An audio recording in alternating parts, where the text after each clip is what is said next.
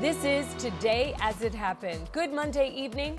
I'm Holly Furfer, guiding you through our timeline of the day's most important news.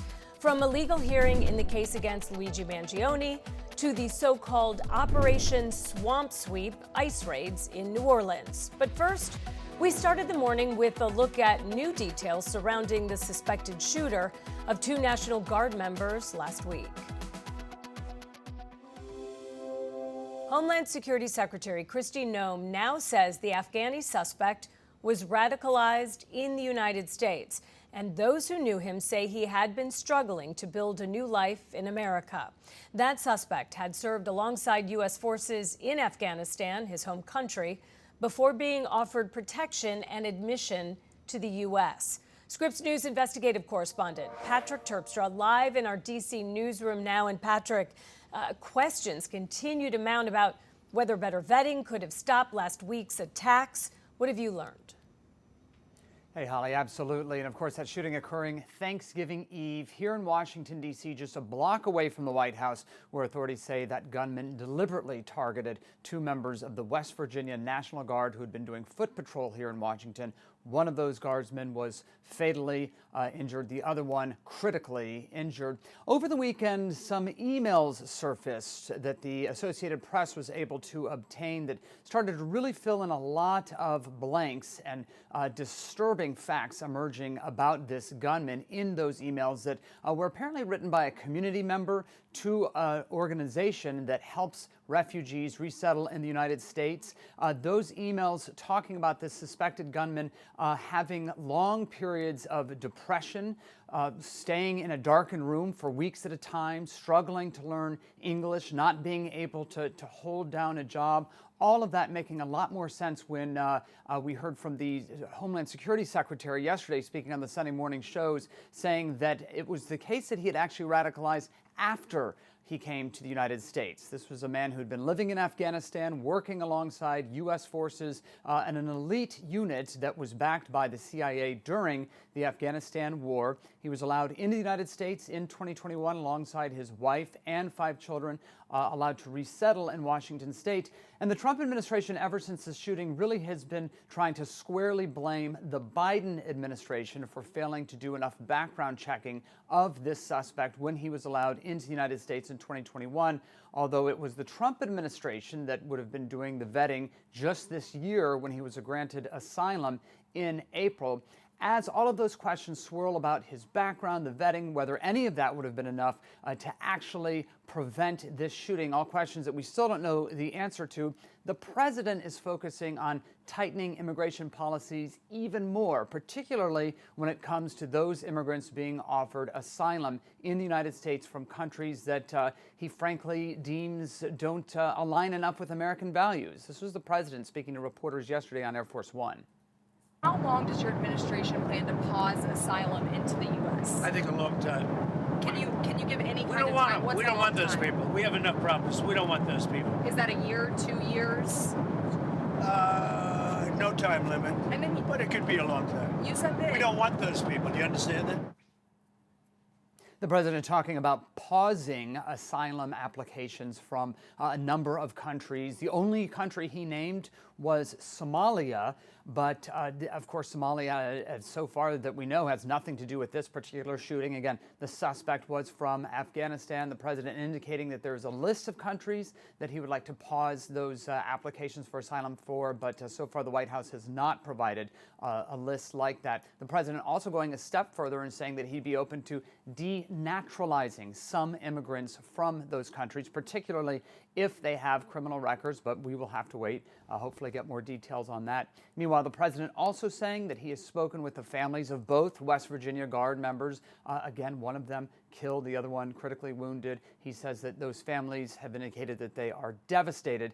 The president, Holly, also inviting those families to visit him at the White House. Holly. All right, Scripps News investigative correspondent Patrick Terpstra live for us. Thank you for your extensive reporting.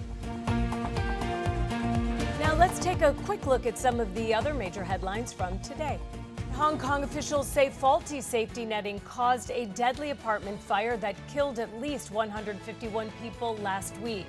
Investigators found 7 samples of netting failed safety standards, suggesting contractors cut corners for profit. That blaze swept through 7 of 8 apartment towers in the complex. Donations for survivors have reached $115 million US dollars. Meanwhile, Hong Kong authorities have arrested people for spreading what they call false information about that fire. Authorities in Stockton, California are searching for suspects after a deadly shooting at a child's birthday party. 3 children, ages 8, 9, and 14, and a 21-year-old were killed Saturday when gunfire broke out at a banquet hall. 11 others were wounded. Sheriff Patrick Withrow says at least 100 people were at the party for a 2-year-old girl.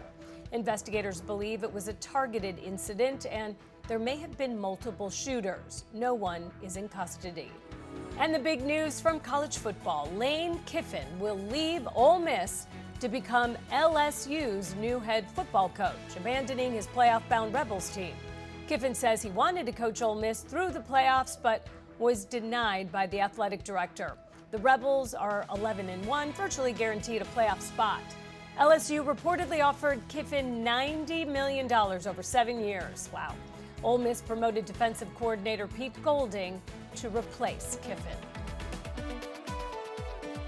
Coming up on Today As It Happened.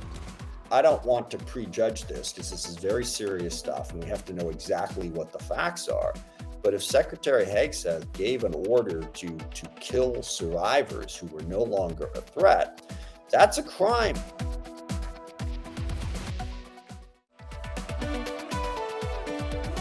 Welcome back to Today As It Happened. Let's return to our briefing of today's top stories.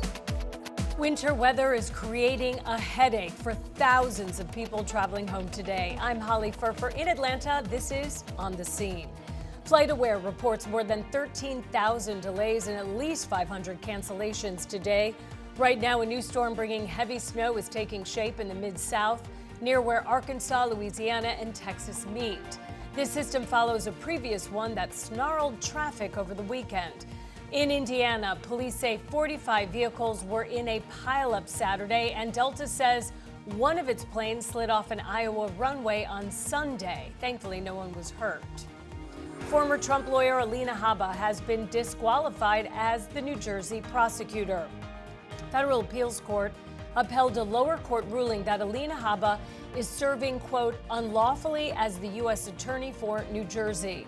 Habba is a former personal attorney of the president. The court said the Trump administration broke the law by using a series of maneuvers to install her after failing to get Senate confirmation. The U.S. Supreme Court is taking up a case today that may cause internet issues. Record labels say internet companies should be liable when customers download pirated music. Cox Communications says that would turn providers into the internet police and would result in millions of customers losing service. Big tech companies like Google and X are backing the providers. Both Democrats and Republicans in Congress are calling for greater scrutiny over those strikes on alleged drug boats in the Southern Caribbean. A Washington Post report claimed Pete Hegseth ordered a second strike on a boat that not only killed its 2 survivors, but also sank the vessel. If it played out the way was described in the Washington Post article, it's clearly illegal. I don't want to prejudge this because this is very serious stuff and we have to know exactly what the facts are. But if Secretary Hegseth gave an order to kill survivors who were no longer a threat, that's a crime. Scripps News congressional correspondent Nathaniel Reed live on Capitol Hill. And Nate, there's so much to unpack here, but let's start with Congress. How are they responding to these new reports? Well, to be clear, Secretary Hegseth called these reports fake news. He said that this was not true. President Trump responded to this as well, told him that Secretary Hegseth said that second strike did not happen. But that being said, Congress appears to be a bit more skeptical. We saw a pair of twin statements over the weekend from both the House and the Senate Armed Services Committee, both Democrats and Republicans joining together to make clear that they have some serious questions here. The Senate Armed Services Committee saying in a statement coming from Senator Roger Wicker, the chair, and the top Democrat, Senator Jack Reed, quote, "The committee is aware of recent news reports and the Department of Defense's initial response regarding alleged follow-up strikes on suspected narcotics vessels in the Southcom area of responsibility. The committee has directed inquiries to the department, and we will be conducting vigorous oversight to determine the facts related to these circumstances." A very similar statement from the House Armed Services Committee and Chairman Mike Rogers, the Republican from Alabama, along with the top Democrat Adam Smith of Washington State. They said, quote, "The committee is committed to providing rigorous oversight of the Department of Defense's military operations in the Caribbean. We take seriously the reports of follow-on strikes on boats alleged to be ferrying narcotics in the Southcom region and are taking bipartisan action to gather a full accounting of the operations in question." Now, this is especially notable here, Holly, simply because Congress has largely, especially Republicans in Congress, largely been somewhat deferential to President Donald Trump. There has been some oversight in the past of the Trump administration, but typically when the party in power in the White House also controls Congress, you tend to see, a bit less oversight than when there are opposing parties. So what's fascinating here is not just this statement from both of these congressional committees, but the fact that it was Democrats and Republicans banding together to say that they want to conduct oversight of the Department of Defense and now known as the Department of War as well, a nickname given to it by Secretary Hegseth, not one that has passed through Congress. The current legislation still refers to it as the Department of Defense. So it'll be interesting to see if Pete Hegseth comes to Capitol Hill to testify. A lot more questions than answers about what the response will be here. Obviously, much easier to say, to refute media reports. But the question of whether Pete Hegseth will respond to these now joint congressional inquiries from Democrats and Republicans in the House of Representatives and the Senate, that, of course, is a much higher bar. We'll be watching very closely to see if there's any update in that department and hear directly from the chairman of both the House Armed Services Committee and the Senate Armed Services Committee to better understand exactly what they're hoping to hear from the secretary and whether they've gotten additional information since they first put that statement out over the weekend. And so, Nate, what happens next? I mean, obviously, they're going to look at video and transcripts. Do they meet separately? I mean, obviously, Senate, Congress, they meet different. The House of Representatives would meet separately, but do they share information? Do they have separate hearings, right after each other? Like, how does that all work? Yeah, the House of Representatives and the Senate, if they do hold hearings in this, which, to be clear, we don't know if they will. But again, given these statements, it seems like a real possibility that this will come up the next time that Secretary Hegseth is on Capitol Hill, or he could potentially be called to Capitol Hill to give testimony. Again, somewhat speculation. He's not received a subpoena or a request necessarily that's been made public to come to Capitol Hill. But yes, the House Armed Services Committee would hold its own hearing. The Senate Armed Services Committee would hold its own hearing. If they open investigations, those would be independent as well. We appear to be in the fact-finding stage. The question of whether these committee chairmen have seen any video that might exist. We obviously saw those video of strikes. They were just playing on your screen next to me of some of those boat strikes in the Caribbean. At the same time, those videos kind of tailored just show you one singular strike. There's a question of now, is there a second video showing a secondary strike on some of these boats? That's something that the committee chairman and ranking members are likely looking for as we speak. And the question of whether they've received anything or gotten any additional information out of the Department of Defense, we just cannot answer that at this point. All right, we will follow this with you. Scripps News congressional correspondent Nathaniel Reed live on Capitol Hill. Thanks for the update. Straight ahead on Today as It Happened. President Trump and Secretary Hegseth have made it clear that presidentially designated narco-terrorist groups are subject to lethal targeting in accordance with the laws of war.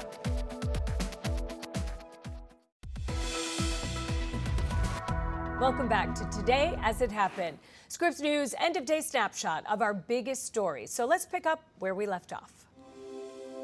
Right now, the White House press briefing just got underway. Let's listen in.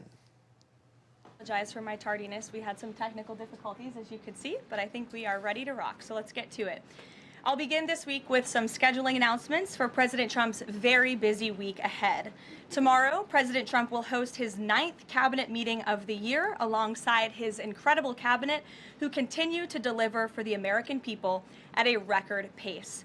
Later in the afternoon tomorrow, the president will make an announcement in the Oval Office on his initiative to create Trump accounts to give the next generation of Americans a jump start on savings. It will be a very exciting announcement indeed, especially for all of the parents across the country with young children and babies. On Thursday, President Trump will host the presidents of the Republic of Rwanda and the Democratic Republic of Congo to sign the historic peace and economic agreement that he brokered. On Thursday night, the President and the First Lady will celebrate one of America's greatest traditions, the lighting of the national Christmas tree on the Ellipse. And on Friday, President Trump will attend the FIFA World Cup final draw at the Kennedy Center. You all will be seeing and hearing from the President every day this week, so you have me today, and then he will take on the rest of the week himself. Next, I would like to address the horrific tragedy that took place in our nation's capital last week. A foreign terrorist that the Biden administration failed to properly vet ambushed 2 members of the West Virginia National Guard who were honorably serving here to keep the residents and visitors of Washington, D.C. safe. U.S. Air Force Staff Sergeant Andrew Wolf was severely wounded in the attack and remains hospitalized while he continues to fight for his life. Tragically, U.S. Army Specialist Sarah Beckstrom died of her wounds. She was just 20 years old. President Trump and the entire White House are praying for Andrew's full recovery at the request of his parents and their personal phone call with the president over the weekend. And we are keeping Sarah's family and friends in our prayers during this unimaginably difficult time. Sarah and Andrew represent the very best of America, 2 young patriots who were willing to put on the uniform and risk their lives in defense of their fellow Americans. Both of them truly embody the profound words spoken by Jesus Christ in the gospel. Greater love has no one than this, to lay down one's life for one's friends. Sarah and Andrew are heroes, and we will never forget their sacrifice. That means ensuring the monster responsible for this atrocity is prosecuted to the fullest extent of the law and faces the most severe punishment possible. It also means reckoning with why this atrocity was allowed to happen in the first place, so that it may never occur again. Here are the facts. The terrorist who gunned down American soldiers blocks away from the White House in an ambush was an Afghan national who was flown into our country by Joe Biden's administration in September 2021 in the chaotic wake of their botched withdrawal from Afghanistan. One of the most embarrassing moments in the history of our great country. Joe Biden's historic failure in Afghanistan continues to haunt this country and our men and women in uniform. Not only did this surrender lead to a suicide bombing that killed 13 American heroes in Kabul, but now National Guard troops were shot on U.S. soil by the same kind of enemy. We continue to live with the deadly consequences of Joe Biden's horrific leadership. Nearly 100,000 Afghans were recklessly released into the United States with little to no vetting. There was no regard for the disorder and violence that this would unleash on American communities and American culture. Reportedly, thousands of these strangers and unknown individuals were flagged to the Biden administration for national security, public safety, and fraud concerns. But the terrifying truth is that the Afghanistan debacle is just a small part of Democrats' complete and total betrayal of the American people during the Biden years. The tragedy that we just witnessed the day before Thanksgiving is a reminder that untold thousands of terrorists, gang members, and criminals were invited into our country and remain here to this very day.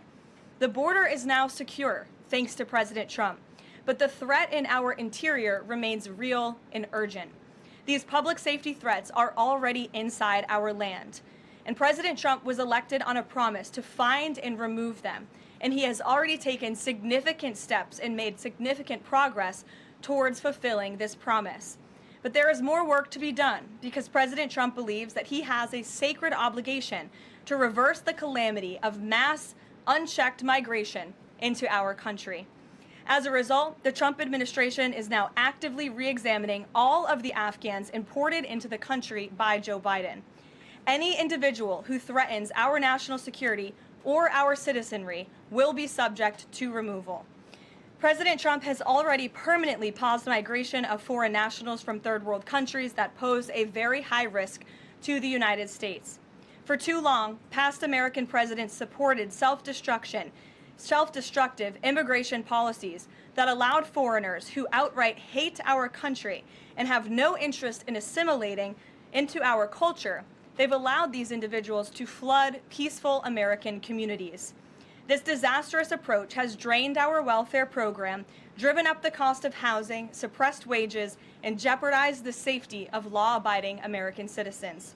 In fact, according to a new bombshell report from the New York Times, Somalian migrants in Minnesota have defrauded nearly $1 billion in taxpayer-funded benefits under Democrat Governor Walz's leadership.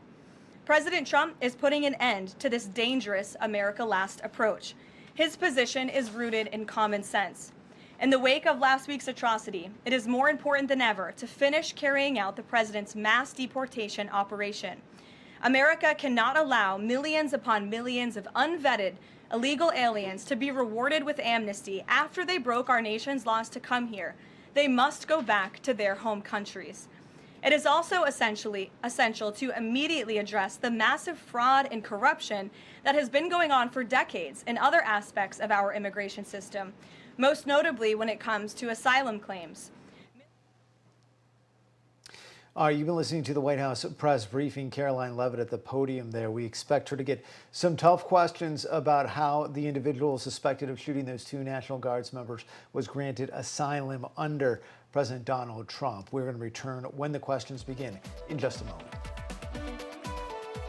You're watching Today as It Happened. We'll be back shortly.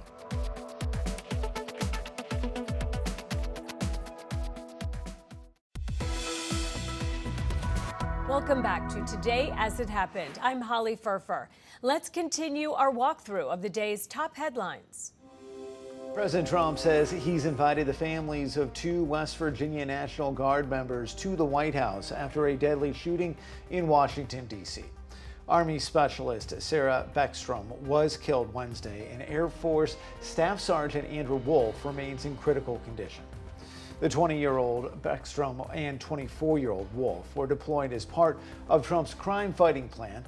A 29-year-old Afghan national faces murder charges in the shooting. And former Trump lawyer Alina Habba has been disqualified as the New Jersey prosecutor. A federal appeals court upheld a lower court ruling that Alina Habba is serving, quote, unlawfully as the U.S. attorney for New Jersey. Habba is a former personal attorney of the president. The court said the Trump administration broke the law by using a series of maneuvers to install Habba after failing to get Senate confirmation.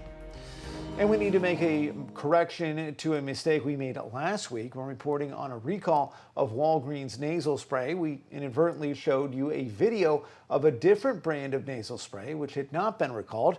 We've updated the story now on our website, scripsnews.com. Just search Walgreens. An Operation Swamp Sweep is expected to begin today. 250 Border Patrol agents will be in New Orleans and Mississippi to conduct the latest in the president's immigration crackdown. Already, we've seen aggressive tactics in Chicago, LA, and Charlotte. But unlike those cities, Louisiana's governor is a Republican and is welcoming the federal operation. Scripps News national correspondent Katia Tubman is live in New York with the latest on this. And Katia, what do we know so far? Well, good afternoon, Andrew. Just off the heels of a major holiday, communities in New Orleans are bracing for Operation Swamp Sweep, a Border Patrol mission that aims to arrest 5,000 people in southeast Louisiana and Mississippi. And as you mentioned earlier, that 250 agents have been or will be expected to be involved in this operation led by Border Patrol Commander Gregory Brovino, who has led similar efforts in Los Angeles, Chicago, and as most recently North Carolina. And the deployment, which we first reported last month, has put many on edge in the area. We've already heard reports of arrests with ICE confirming at least 4 people have been arrested in Gretna, Louisiana last week. In a conversation with Scripps News, Jordan Bridges, the organizing director for the New Orleans Workers Center for Racial Justice, said that people are concerned about ICE's presence in the city where immigrants largely helped to rebuild the city post-Hurricane Katrina, and many are preparing to respond to their presence. Here's what he had to say about that. New Orleans is a beautiful city and that has a history of resistance. And so I'm seeing exactly that. I can tell you that groups are organizing. I can tell you that individuals that are directly impacted are organizing. Now, considering the operations we saw in places like North Carolina, in Charlotte, and as well as in Illinois and Chicago, this operation is expected to be widespread. But Matthew Willard, who is the council member-elect of the city of New Orleans, said that Border Patrol hasn't been very forthcoming with local officials about what the plan will look like. That could start today or later this week. And so here's what he had to say about that. Our police chief here in the city of New Orleans has had conversations with Border Patrol. The information that has been provided is not reassuring and not really many details being provided. So we're really in the dark. Now, local officials are trying to get as many people to feel like they're not left in the dark when it comes to these operations. In an Instagram post, New Orleans Mayor-elect Helena Moreno shared legal resources with the community, saying, quote, "My first priority is to keep our community safe. The reports of due process violations and potential abuses in other cities are concerning. I want our community to be aware and informed of the protections available under the law." Right now, Andrew, it is unknown how long this operation and this mission is expected to last in New Orleans, but we have contacted DHS for comment, and DHS Assistant Secretary Tricia McLaughlin told us that every day DHS enforces the laws of the nation, and they decline to discuss any operations that would be future or ongoing. Andrew? Yeah, and Katie, on that note, as we begin to monitor this deployment in New Orleans, any sort of inclinations if there are other cities that are potentially being targeted for similar actions? Well, Andrew, there have been some ideas floated and some signals sent up, but this isn't entirely clear at the moment. We know cities, as you mentioned earlier, that are Democratic-led have been largely targeted, and New Orleans will be quite different from those cities as it is in a Republican-led state. And President Trump has pointed to crime as a justification for where these operations are held, but cities like New Orleans are interesting because the police department there has even reported earlier this year that violent crime in the city has significantly dropped by 20% as earlier as of May of this year. And so that justification isn't quite holding up as we've seen in other cities as well. And we have heard the city of New York, where I am right now, being floated, and Border Patrol Commander Gregory Bovino saying last month that there could be a redeployment of agents to cities like Chicago as well as New York City. But Trump dismissed any idea of plans to send federal authorities to New York while meeting with mayoral-elect Zohran Mamdani last month. And so that is on the radar and on the horizon. But he did note, however, that if National Guard needs to be sent in, they will be. Andrew? All right, Scripps News national correspondent Katie Tubman for us in New York. Katie, thank you. Coming up on Today As It Happened. We released a video with a simple message to service members that they must refuse illegal orders. Nothing was controversial about that.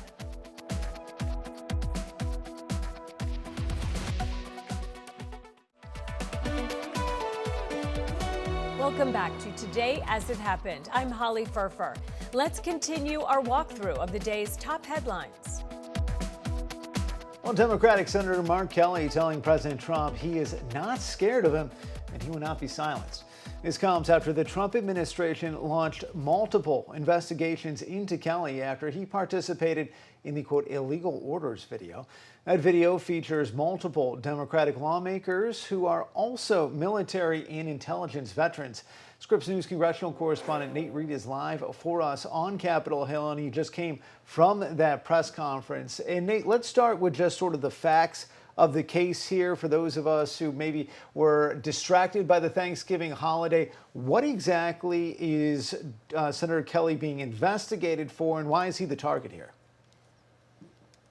Senator Kelly is one of 6 Democratic lawmakers who in the last couple of weeks put forward a video that was posted to X, effectively a public service announcement, a message to members of the military and the intelligence services saying that they can refuse orders that they perceive to be either breaking U.S. laws, illegal orders, or orders that run afoul of the Constitution.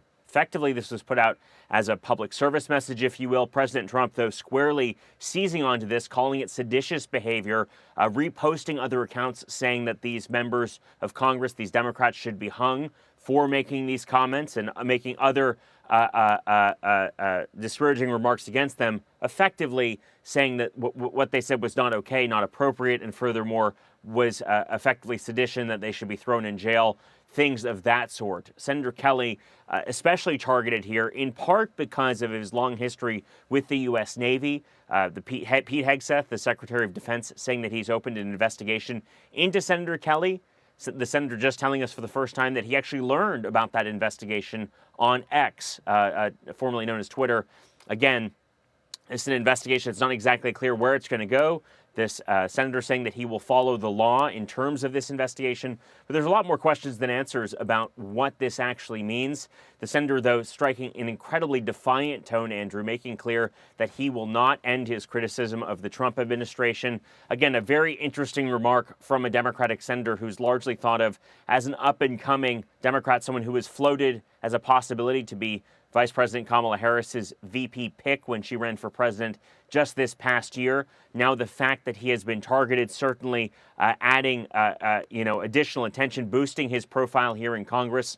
But at the same time, he told me earlier that the threats against him and his wife, former Congresswoman Gabrielle Giffords, who was shot in the head in January 2011 at a rally, at a constituent event in Tucson, Arizona, which she represented as a Democrat in Congress. He said those threats against them have just gone up. He would not comment on his personal security situation, but I actually just walked out of that press conference a couple steps behind him. He now has what appears to be a visible U.S. Capitol Police detail. Again, those are typically awarded to members who have a higher level of threats. So interesting to see, the senator very much making clear that he will not back down in the face of this criticism from the Trump administration, from Secretary Hegseth, and of course from President Donald Trump himself. And Nate, you know as well as anyone, these types of press conferences are somewhat rare, certainly not unheard of, but to have a senator from Arizona come to D.C. must have came particularly early since there's nothing legislatively that needs to be done, at least immediately. But to go up there and to have his own sort of news conference is unique. Was the message essentially just a message to Donald Trump that he will not be bullied, or was there something more significant that he had to say during his remarks today? Essentially, yes. The message was that he's not backing down in face of this criticism and these comments from the president and, of course, members of the administration. What's fascinating here was we asked him about some news of day, the news of these strikes on boats in Venezuela, the question about these follow-on strikes. He didn't really give us a whole lot of comment on that front. He said that, if the reports are true about the fact that there was a follow-on strike, he's concerned for the legality of that and, of course, the service members that were involved in conducting those strikes, of course, because a number of Democrats have said they would believe if that follow-on strike did occur against survivors of that boat that you see on your screen, that would be possibly a war crime. What's interesting was he didn't necessarily comment on that. He really stuck to the president, President Donald Trump, responding to him. It was pretty fascinating to see this happen, and certainly just elevates his profile. It's fairly rare, Andrew, that we see individual Democratic or Republican members of Congress hold their own press conference, especially if they're not the chair of a committee or with other lawmakers by their side. Worth noting that Senate Minority Leader Chuck Schumer's team actually forwarded out that press release as well to just try and get that to a much wider audience, kind of behind the scenes look at the attention given to Senator Kelly there. And you mentioned his name was mentioned multiple times back around a year ago for a potential running mate to Kamala Harris. But obviously, anytime you are a lawmaker, a statewide elected official in a place like Arizona, a battleground state, your name will be mentioned in the 2028 mix. This, I think the most significant thing perhaps was his answer to your question, Nate, about how those threats to his life as well as the life of his wife, Gabby Giffords, have, quote, skyrocketed in the wake of these attacks from the president. Still unclear, it seems, exactly what this investigation could entail. Congressional correspondent Nate Reed for us. Nate, thank you. Straight ahead on Today as It Happened. Luigi Mangione back in court Monday morning as his lawyers fight to keep evidence out of trial.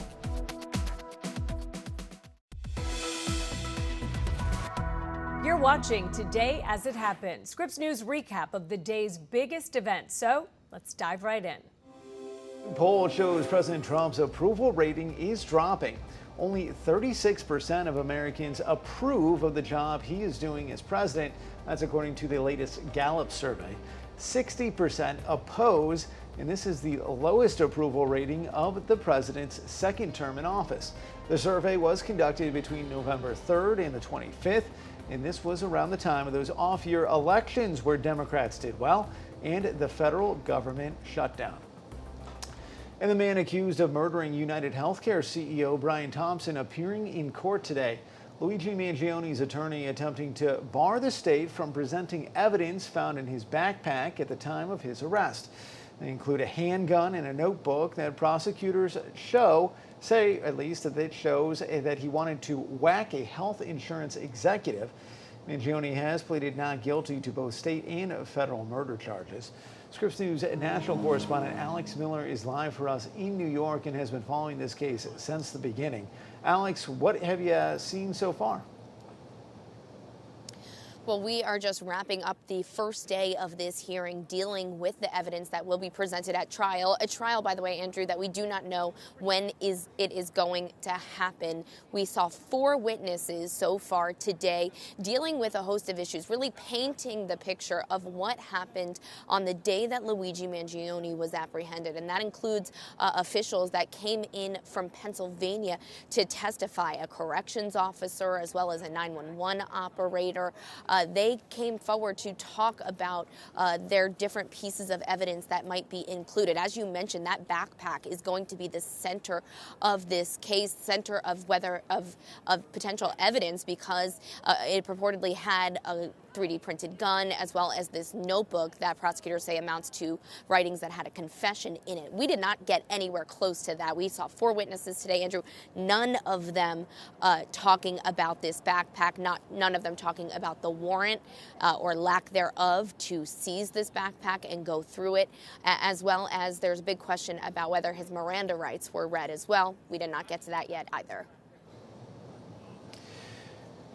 Yeah, and Alex, I know you've been following this since the beginning, since he was first caught in Altoona, Pennsylvania. What else stands out to you in this case?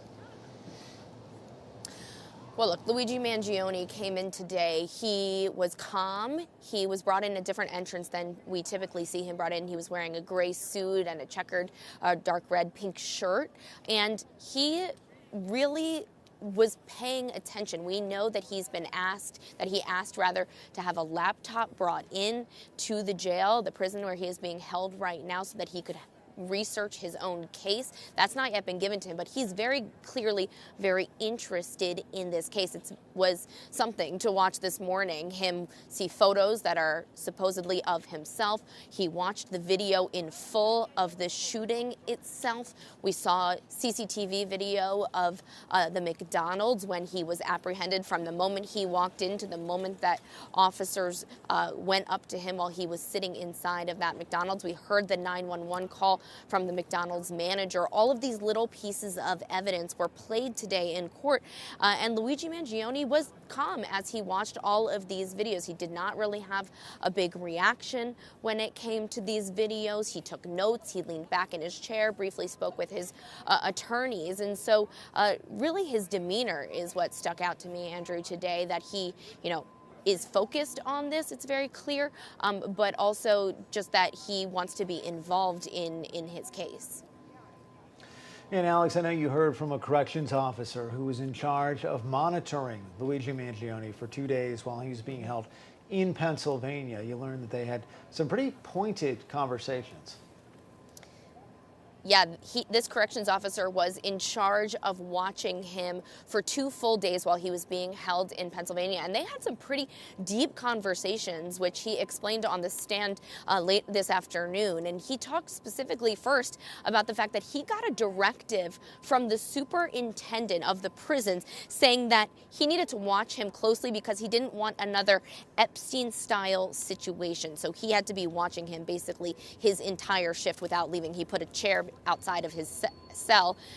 Luigi's cell had a plexiglass door, so they were able to communicate back and forth, and they had some deep conversations. Mangione told him about his trips to Vietnam and Thailand, and that supposedly sparked this conversation where they talked about mental health in third world countries and how, though they grew up and people are living in much worse conditions than we are here in the West, that they talked about how people there, they believe, are happier than they are here. They talked about their socioeconomic backgrounds. They talked about healthcare in the United States versus healthcare in other countries, nationalized healthcare. Now, the corrections officer did not say exactly what they discussed and if Luigi made any sort of comments about healthcare, but they talked about the standard of care in the United States. Obviously, this is an incredibly important piece of information considering the victim in this situation is United Healthcare CEO Brian Thompson. And so these little nuggets are likely what Luigi's team is trying to make sure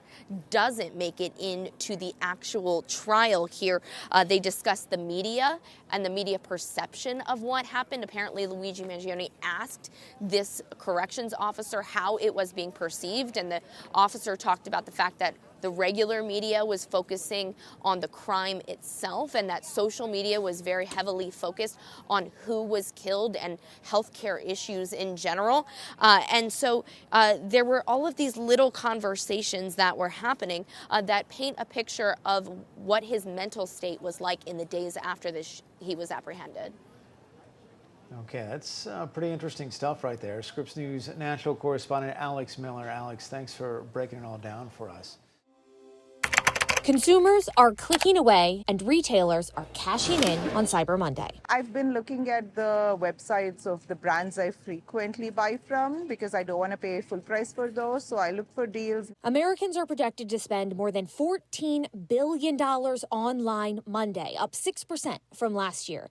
And that's just days after shoppers spent nearly $12 billion online on Black Friday. I think it's going to be another record breaker. It's typically the biggest shopping day of the year online. Some of the best deals are on tech items, from cell phones to small appliances, according to smart shopping expert Trey Bodge. You can go straight to the brands to find great deals, but then you can go to your favorite retailer, like Amazon has tons of tech deals, and then look at Walmart, Best Buy, lots of great deals there, even on Apple. But concerns about higher prices could hold some shoppers back this year. Inflation is high, unemployment is high, consumer sentiment is low. We should not be going overboard this year. And so really, as a consumer, make your list, stick to that list. Consumers expect their total holiday spending to drop by 5% compared to last year, according to a PwC survey. The inflation does hurt. So yeah, we are all a little more mindful this year than we usually are. And Gen Z shoppers plan to cut back the most, saying they'll slash their holiday spending by 23% this year. I'm Holly Furfer. Have a wonderful Monday night.